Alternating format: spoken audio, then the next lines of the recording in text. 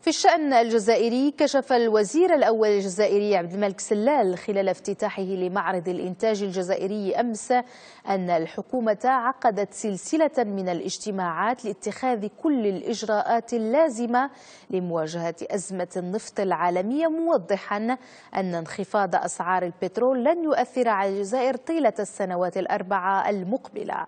وحول تداعيات تراجع النفط نتابع تقرير إيمان الهلالي.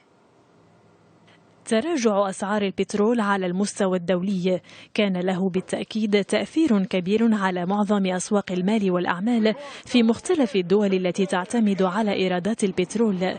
لكن في الجزائر كان التخوف من استمرار انخفاض أسعار البترول أكبر وأشد وقعا نظرا للأوضاع والتحركات الجارية على مستوى المشهد السياسي. تقرير لصحيفة نيويورك تايمز الأمريكية فسر تخوف الحكومة الجزائرية بكونه مرتبطا بالوضع الصحي للرئيس عبد العزيز بوتفليقة الذي عطل أو جمد عمل الحكومة وتركها عاجزة في مواجهة انهيار سعر البترول.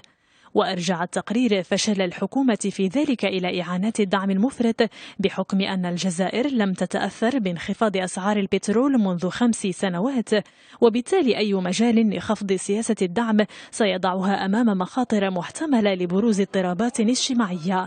فنظام بوتفليقة، يضيف التقرير، يعتمد بالدرجة الأولى على المداخيل البترولية التي تمثل 97% من مداخيل العملة الصعبة، وتبنى عليها أكثر من 60% من الميزانية، ويحقق على أساسها النمو الاقتصادي. هو إذن خطر حقيقي ذلك الذي يمثله تراجع سعر البترول على الجزائر، خصوصا إذا علمنا أن نظام بوتفليقة لم يقم سوى بمجهودات ضئيلة من أجل تنويع الاقتصاد المرتبط بالغاز والبترول.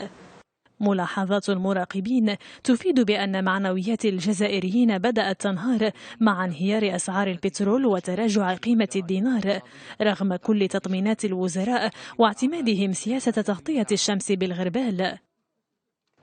تدهور في الأمن والسلم الاجتماعيين قد يؤدي إلى هزات اجتماعية في سنة 2015، ويعلل مراقبون حدوث هذا الأمر بأن شراء السلم الاجتماعي في الجزائر مرتبط بالإنفاق المستمر، والخطر أنها تعتمد لتحقيق هذه الأمور على مداخيل البترول، وحاليا انخفاض سعره سيقضي على هذا النوع من السياسات.